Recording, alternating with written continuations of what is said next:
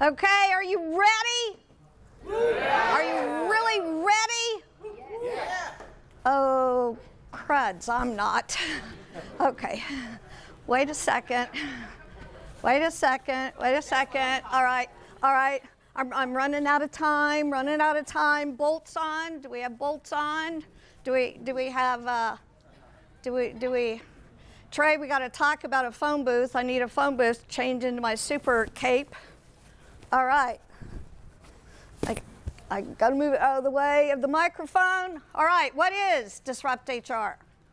To energize, to inform. It's a network. It, like Trey said, all over the world. Speakers. Concept is simple. We have 2 speakers with us. You'll get to meet them. 10 to 14 speakers. Slides automatically advance every 15 seconds.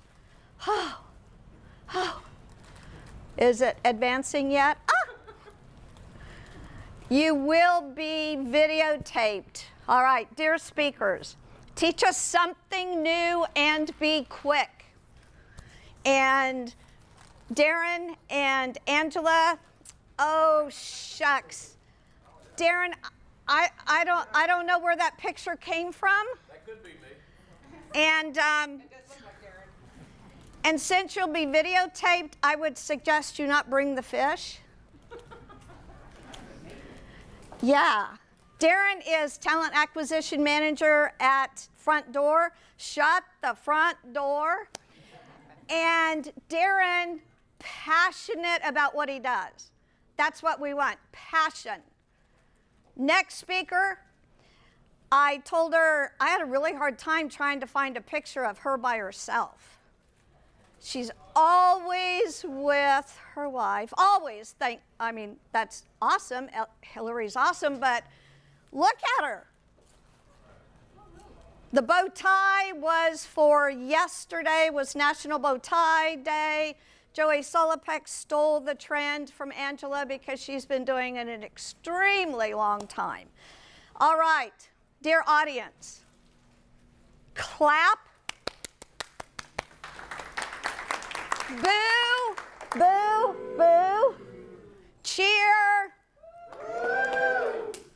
Be the cool audience, please. Be the cool audience. Now, we think differently. We don't want the normal. So we are breaking up with the chamber conference rooms, the hotel rooms. The not normal venue, we don't want tables. We do not want a lot of tables. We want you conversing and networking. We want you to have fun. All right, sponsors. And we have Lori Wimberly from Lockton. Lockton's one of the sponsors. And I told her I put that up there just for Jimmy Medeck Show. Can we please have a blank check or your credit card? Be that cool sponsor. And the other cool sponsors, Lockton, I already said Lockton, HR Professionals Magazine, and Alliance Payroll. Wow, everybody knows Cynthia. She's pretty cool. Okay, volunteers. So all of you who are not organizers or speakers, you're volunteers. You'll work hard. You will not get paid. You'll have a lot of fun. Be a cool volunteer, please. Stephen's like, no. All right. Free t-shirt. What's an audience responsibility? First person to holler it out. Be cool. Be cool. All right, who said that first? All right.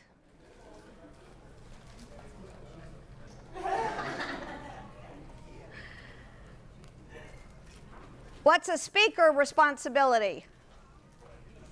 5 minutes or less. Teach us Don't something sell your quickly. service. All right, so Lori, I believe, don't sell your service. Venue responsibility. What's? All right, so I think back there in the back room. I think. And when you talk about not normal, disruptive, Ta-da! The organizers.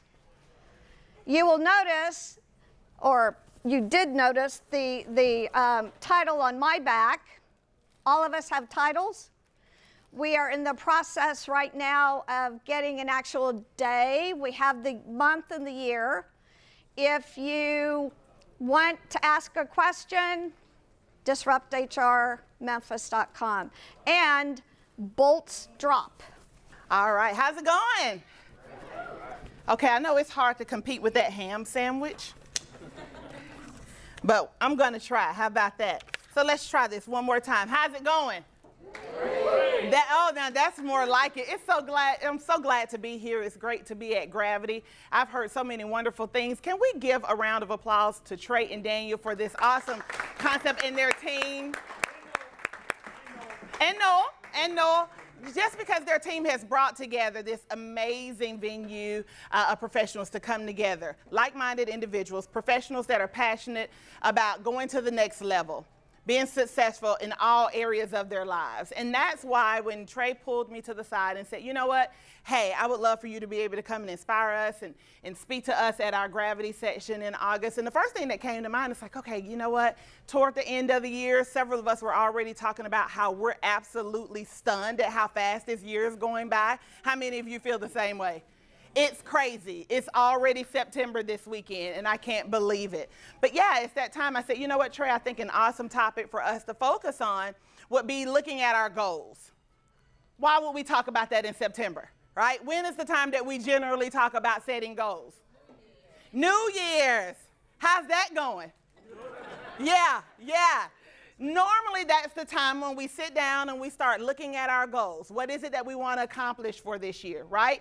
My very favorite time of the year is Christmas, okay? And right after all the dust has settled and we've thrown away all of the wrapping paper and we have those last few days of Christmas break, it's my absolute favorite time of the year to start setting those goals. There's nothing better than just kind of looking at things that you've accomplished over the year, but also looking ahead to the next year. But what happens when we're right now at the end of August and we look back at that list and things aren't really going so great? How many of you can raise your hand and say, I'm kind of there a little bit? Why does that happen? What happens? We get busy, you bet. What else? Yeah, we lose our focus. What types of things trigger us to lose our focus? Memphis Heat. Oh my gosh, tell me about it. Tell me about it. I tell you what, I didn't think I was going to make it in this Memphis Heat on Monday. If you would have seen me at that cross-country meet, I was just telling someone, side note, it was hot. The humidity was something awful. It was a beast in and of itself, you know, and I had to go over the rules with my two sons. Do you remember the steps on what happens if mommy falls out? Okay? Memphis Heat will have you reevaluating everything real quick. Absolutely. What else? What has us falling off track a little bit or getting us off focus of our goals? We stop reminding ourselves of our goals. Say that a little bit louder for the people in the back. We stop reminding ourselves of our goals. Yeah, we stop reminding ourselves, right? We may write them down. If you're not writing them down, I absolutely suggest that you do, because that's how we continue to pull those lists of things out that remind us of where we decided at the beginning of the year where we want it to be, right? So here we are, almost the start of September, and it's not too late. There's the good news. It's not too late to pull those goals back out and remind ourselves of what we set up for the year. What kind of 2019 that we have a vision for? Even if we're not there yet, the good news is that it's not too late. So I live in a house full of boys, right? My husband and my two sons. So guess what I have? I've been drafted into loving. Sports. And at football, I'm now a football fan, I'm a baseball fan, I'm a basketball fan. They're pulling me into everything, right? So that's the nature and the glory of living in a house full of boys. But one of the things that, you know, with mom being involved, number one, I think they like for me to be around because I bring good snacks. That's just a part of it. Number two, I can be entertaining when I cheer. Once they teach me what I'm actually looking at, I can be very entertaining, I think. But number three, the part that they may not agree that they like about me being in the room during sports is that I can find lessons in certain things when we see it happen on TV. So thank God for DVR, for me, not for them. Because when something really powerful happens and something that's pretty instrumental, I can hit pause and say, look at here, here's a life lesson right here. And they're like, Mom, we're just trying to watch the game. You don't have to teach us anything right here. So it's a little funny thing going on in my house. But one of the things that I have learned through watching sports with my guys is that my husband, I've been with him for almost 22 years. Well, no, over 22 years. We're college sweethearts. Started at Austin P together. Let's go P, okay?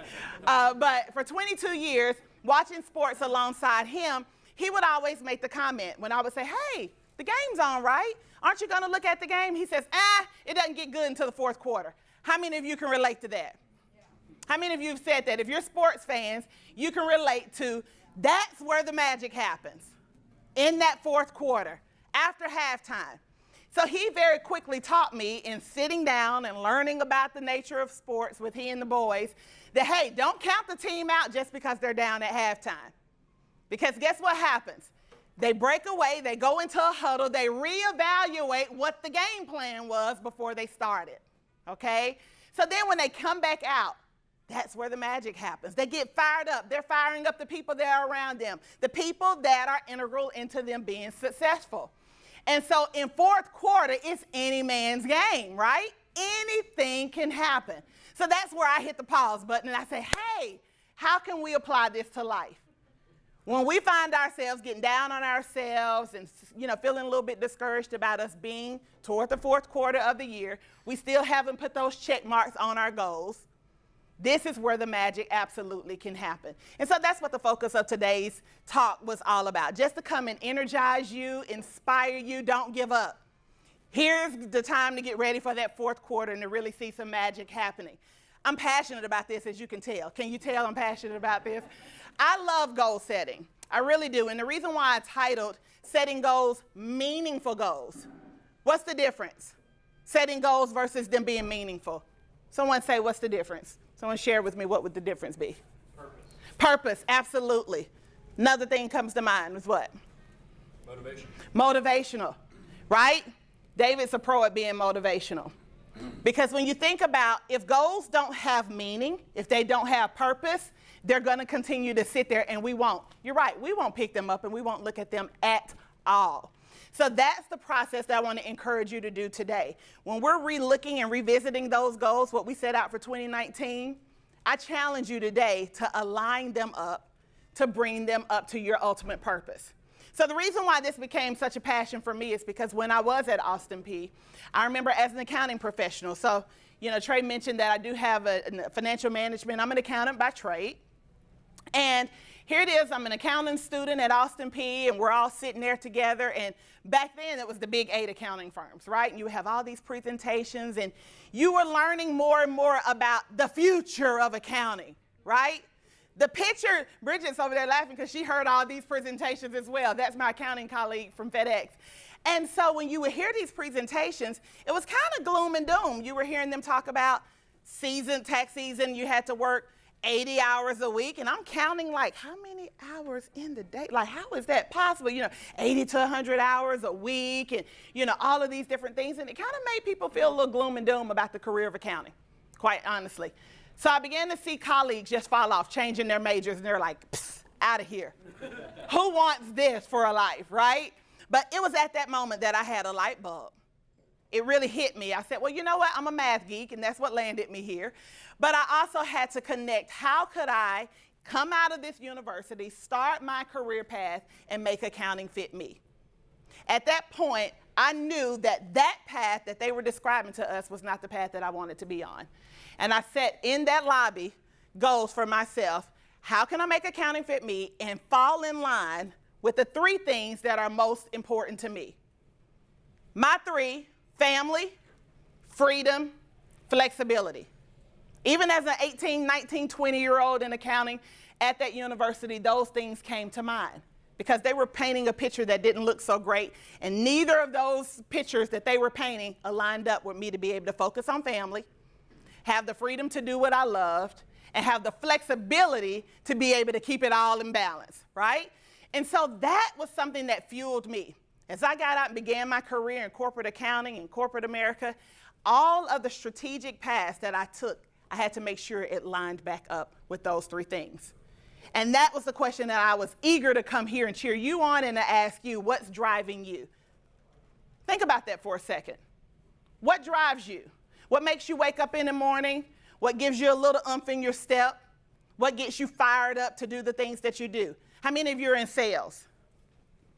Okay, how many of you in sales that have to make cold calls? God bless your soul. I tell you what, that is hard. And I love to talk. I talk so much. But I tell you what, it's something about just cold calling someone and not knowing that the other person on the other end is going to be excited about talking to me. Talking to me. How dare them? But it's hard. That's hard work, But it's something about if you know what centers you, if you know the reason why you're in sales, if you know the reason why you got up that morning to do what you do, it somehow drives those cold calls in a different manner, right? And so that's the thing that we challenge you today to think about. What centers you? Because we're able to look at our goals in a totally different way. If we don't have purpose, we can apply the SMART formula all day long, but the meaning is the additional part that's necessary. How many of you have worked, setting goals and have used the SMART formula? Yeah, for sure. It's something that we hear a lot of times in business practice, and those are very important. Those criteria are very important for us to be able to set ourselves up for success. So going through the SMART formula, we also know that when we set goals, we have to, the S is for what? Specific. Yeah, thank you. Talk back to me. I'll get kind of boring if you just want to hear me all day. But specific. Why is it important for us to be specific with our goals? Yeah. You have to know where the target is. What's the bullseye that you're shooting for? So when we're setting our goals, we have to be very specific, whether it be in work or whether it be in the areas of our personal life. We have to be specific. The M is for what? Measurable. Now, why would being measurable help us to attain our goals? Track it. Keep up your progress. Absolutely. We have to have a way to measure it and track our success. Are we on the right track? What's our yardstick here?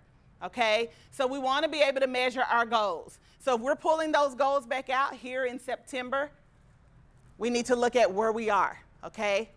Attainable is what the A is for, right? Are we setting ourselves up for success? But attainable, right? We want to set ourselves up for success. We don't want to, set goals that are so far beyond our reach that we're unable to attain them, okay? So we definitely want to make sure that we set ourselves up with goals that are within our reach, okay? Bringing them down. Have a broad view, but then bring them down to where we can absolutely attain them, all right? What's the R for? Reachable. Yeah, reachable, relevant, okay? So we want to make sure that this is something that we're willing to put the time and energy in to accomplish it. It's got to be something, that's where the meaning comes in at. If it's something that we're willing to put the sweat, the tears, the hard work in, sometimes there's blood. Hey, ask me around tax time. Sometimes you have to even lose blood in it. But yeah, it has to be something that you're willing to work hard at, all right? Lastly, the T is what? Yeah, timely. We have to set a goal, right? You want to accomplish this by when, okay? If we don't set a time limit on something, it's just out there in no man's land. And like he said, it's just there. It'll never be accomplished. It's just like someday I'll accomplish this. At some point, I'll make this happen. So of course we know the SMART formula and we can apply that. And if you're not doing that already, I encourage you to. But the goal for today is to add that extra layer and to add the meaning behind it. Because what we find is that if we're able to add the meaning behind why we do what we do, we'll find ourselves having that little extra push that we need to keep on pushing.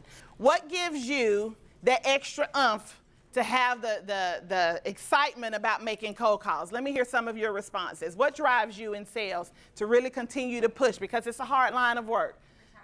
Retirement, absolutely. Yes, indeed. So when you think about the future, you're already thinking about what does my future look like?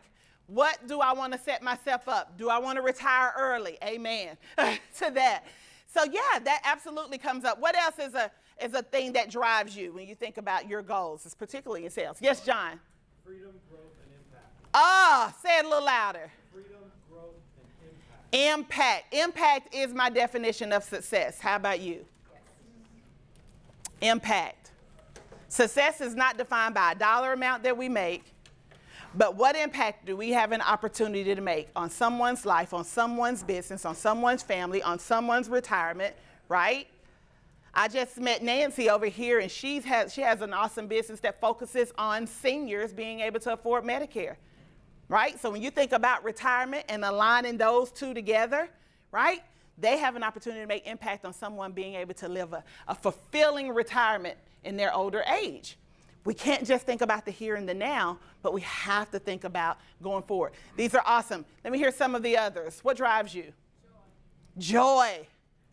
Ah, woo, woo. Why is joy important? How can you do what you want to do if you don't enjoy it? I don't know about you, but I really want to love what I'm doing. There's a different fire about me when I can wake up in the morning and actually go to work and be excited about it. And I can actually go to work and like the people that I'm sitting with or working with, right? How do we choose to bring joy into what we're doing every day? How do we do that? How do we purposefully bring joy into our work every day? I told you it's a conversation. I warned you. I'm sorry? Yes, and both go in your attitude. I have an attitude. Today is going to be a great day. Who came in here and said that today we were talking, we were like, oh, it's almost Friday. He said, every day is a Friday. Who said that? Yes, Noel said that. Every day is a Friday. Yeah, we got to be excited about the Mondays and the Tuesdays and the hump days. All the days need to have equal opportunity, okay? Equal opportunity for excitement. So we have to be intentional about bringing joy into us accomplishing our goals every single day. What else is on your list? Kids. Those little stinkers. I tell you what, when I talk about family, freedom, flexibility, in that lobby at Austin Peay State University, I had those two little rascals in mind, and they weren't even thought of yet. I thought about the life I wanted to have for them. I thought about how present I wanted to be in their lives. I thought about me being the PTO mom, me being the loudest person on the bench at the basketball games. I was ready. And in order for me to pursue that focus on family, I knew I needed to align my goals professionally that would allow me to be at home with them and to have the flexibility to be engaged and involved in their lives. I knew that by making that a primary goal and centering everything else around coming back to that core value for me, I would be making not only an investment in my life, but an investment in theirs so that they can also have a similar response and commitment to their families as well. Absolutely. If you have children, we can all agree that what we do every day, we're driven by their success and being able to provide a wonderful life for them as well. Some others, these are good. Passion. Peppy. Peppy, why is passion? Don't you love her name? Peppy. Peppy, she's got a name to live up to, I tell you what. But you know what, why is passion important to you, Peppy? Well, you gotta love what you do. Yes, absolutely. In order to make it a success, you really have to have that passion. You do. What you choose to do. Yeah, absolutely. So how do we tie in being passionate, having joy, focusing on retirement, thinking about our children, and tying that into things that we generally have to do every day, but they aren't so joyful? How do we bring that all in together? How do we do that? Yes? I mean, I feel like there's a few ways, but Come on with it. the end goal in general, what you're trying to do Yes. as a whole, and also accomplishing the small goals as you go along. Yes. What is going to get you to that point in a month? What is going to get you to that point in a year? Yes. Absolutely. And I'm so glad because that's the next point. See, did you see what I wrote down? That is absolutely the next point, because we have to take those big things, those high level things, and break them down. What can I do daily, weekly, monthly that will help me to reach where I want to be 6 months from now, 1 year from now, 5 years from now? I don't know about you, but during the December time frame, when I'm excited about setting my goals, I break it down to all areas of my life. Sometimes we only hear goals, discussed a lot about, right around work, right? You go to work, beginning of the year, and if you're in a corporate environment, a lot of times the corporation or the department will feed you their goals, or the sales department will feed you their goals, and then you just kind of have to align yourself up with those. How many of you have been in that situation? Yeah. But at the end of the year, when you're preparing for the upcoming year, that's when it's very important for you to look at all areas, not just the work, but in order for you to pull the meaning, you want to look at every area of your life. It's, again, my favorite time. So I just wanted to give an example. I know you can't see this from here. But as Natalie was saying, when we break down all of those things, what are we doing daily? What are we doing weekly? This is just a little chart that I love to do in December. I know you can't really see this, but in the middle of this little diagram, I write the year, okay? Little cloud there. But I just put the year. You can put a box, however fancy you want to do. I'm just not an artist, so I just stick with clouds, okay? But I put the year right there in the center. And then you'll see out are like spokes of what matters to me, what centers me, my why, what drives me. So at the top, those 3 spokes say mind, spirit or spiritual, and body, okay? Out to the 2 sides are my marriage and my family, okay? Down at the bottom, you have another 3 spokes, my personal, financial, and my career. Career is just one spoke of the entire goal spectrum. Why do you think it's important for me to look at it in this high level? Balance. Because what happens if I'm only setting goals for work? Yeah. Something over here that holds a high priority in my life is falling off. Okay, so it's important to have a high level view of what you want to do in order for you to capture the meaning behind why we get up every day and do what we do, why we work as hard as we work, why we want to make impact on the people that are around us. And then you take those little spokes, and then I just simply flip it on over and I break them down into individual goals. What am I going to do on a weekly or daily or a monthly basis to help me to reach these goals? And what I find is when I identify all of those things, it comes back to me being a full, balanced Adrienne. So now I can be the best business owner that I need to be. Because here's the thing, if we're just working for a check, that's not going to last us. That's not going to give us fulfillment. It really isn't. We're just going to be driven paycheck by paycheck, and we're going to feel, okay. But if we can drive the why into why we get up and why we make those cold calls or why we go out and we network, it makes a totally different, perspective in the way that we look at things. What's the impact, as John said? What's the impact? If I can give a business owner the confidence to be able to, feel more confident in reading their financial statements, hey, awesome. That's the goal. If they can grow and see growth opportunities in their future, that's the impact. If they can feel that they are more confident to be able to provide a life that's, for retirement or for their children, there's the impact there. So you take these things line by line. You pull them all together. I'm just going to give just a quick example on how I'm able to do this as well for mine. So for my mind, just a couple of things. I have to start the day with quiet time. I have little ones, they're 9 and 11, so before the little feet hit the floor, and it's like, Mom,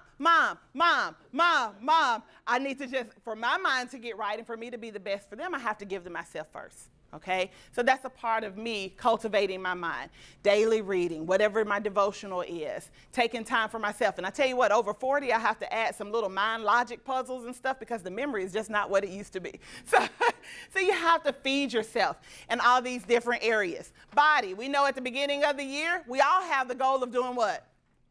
Working out. How's that going for you? Yeah. But again, there's one of those areas, it has to be connected to the why. I want to have the endurance to run with my kids. I want to have the excitement and the energy to be able to hang with these boys and to be able to be their biggest cheerleader for a very, very long time. So putting my health first is very much a priority. It's a very meaningful goal for me because I could connect it to the why, okay? That's very personal to me.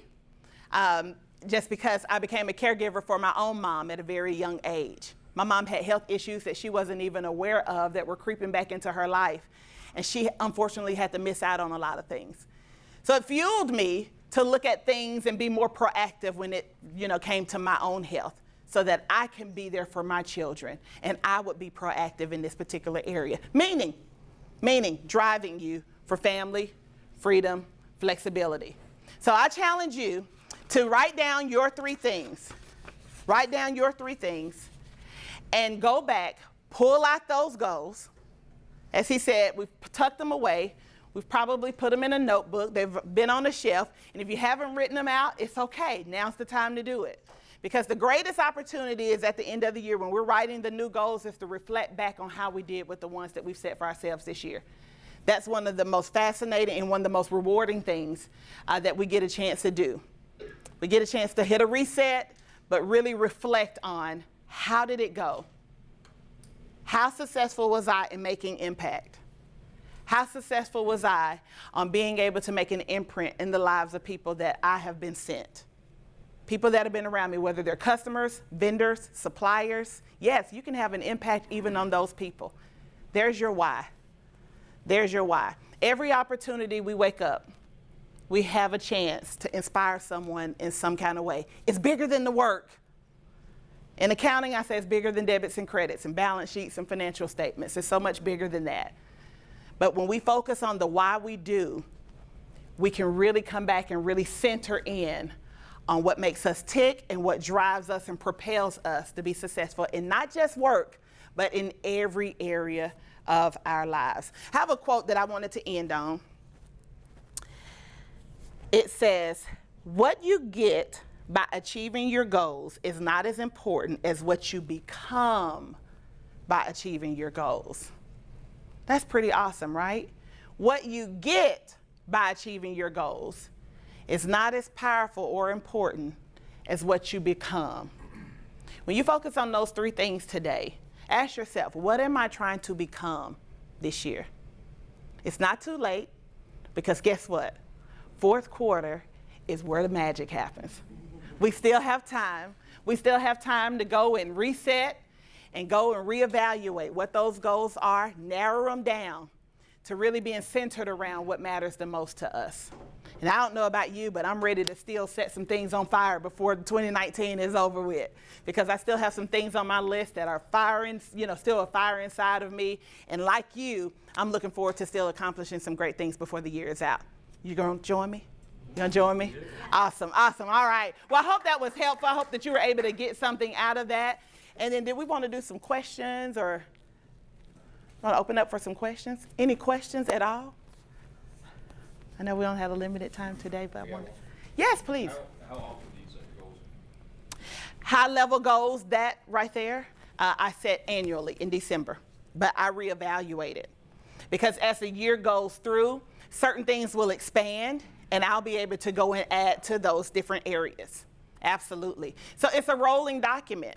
That's why it's really critical, in my opinion, to write goals down, right? I love a quote. It says, a goal not written down is simply a wish. Have you ever heard that quote? A goal not written down is simply a wish. So when you write the things down, you're verbally committing to yourself that you're going to be willing to work towards something and accomplish something. And it's a revolving document. It's yours. You own it. And as you continue to grow and learn, and as you accomplish one goal, it can also open you up to accomplish so much more. Yeah, for sure. Awesome question. Thank you. Any others? What's your view on accountability when goals are? I'm so glad. See, he's so smart. Absolutely. Accountability is key. Not only do you have to hold yourself accountable, but by sharing your goals with people that you trust, okay? People that you value and, value their friendship or value them as a colleague. It holds one another, you hold each other accountable so that you have a stake in each other's success. I think accountability is absolutely phenomenal when you get the right person, right? How many of you have tried to work out with a buddy and then it just quickly fell off because they weren't really, it's like, already I need help. And if you're in worse shape than I am, we're just never going to get anything done, right? How many of you had accountability partners like that? Yeah. So you want to connect with people that absolutely will hold you accountable, put your feet to the fire as they hear about things. Because here's the thing. Again, you have a stake in each other's success. When they hear about things that's aligned with your goals, they're invested. They're sending you a text. Hey, did you hear about this? Bridget is my accounting colleague. We worked at FedEx Accounting for years, and she's so wonderful to be here. But she'll tell you right now, if I see or hear about something that's lined up with her goals, because we've held each other accountable for many years, and I'm like, oh, did you hear about this? I think you need to look into this, right? And we'll be like, yay, you know. So it is, you keep that fire going. That's another way to keep that fire going. Keeping each other accountable, absolutely. Accountability is everything. But finding the right person to share those goals with. You bet, you bet. Well, I appreciate your attention today. I really hope that you can go back to, as the IT people say, anytime you have any problems with your computer, what's the first thing they tell you to do? Turn it off. Clear your cache, turn it off, and reboot. So, with that in mind, I hope that we can all leave here today just going back, hitting that reset button, clearing it all out, all of the discouragement, but just replacing that with just a fire to really accomplish what you set out to accomplish this year, and just with a motivation to succeed. Just clear that cache out and reboot, and hey, make the magic happen in the fourth quarter. All right? Awesome. Thank you for your time today, guys.